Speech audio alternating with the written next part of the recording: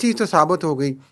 کہ خیبر پختونخوا میں تحریک انصاف کا جو ووٹ بینک ہے پبلک لیول پہ ہے یا پارلیمنٹ لیول پہ اسمبلی لیول پہ وہ متحد ہے، وہ یکسو ہے، 90 کے 90 ووٹ انہیں پڑے ہیں، 2 ووٹ جو باہر نہیں تھے شاید وہ بھی پڑتے. تو یہ چیز کہ یہ ٹوٹ پھوٹ ہو جائے گی وہ چیز تو ختم ہو گئی.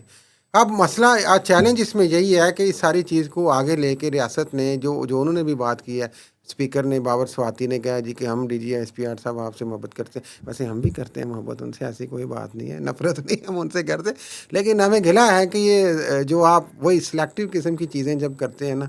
تو بڑی حیرانگی اور دکھ ہوتا ہے. لوگ مجھے آ کے کہتے ہیں یار آپ اس پہ بات کریں، تو میں تو ڈرتے ڈرتے بول ہی دیتا ہوں کچھ نہ کچھ. پھر مجھے یہ بتائیں کہ حلف کون لے گا ان سے؟ کوئی جو بھی حلف لے، حلف نہ بھی لیں، لیکن یہ آپ کو بتا دوں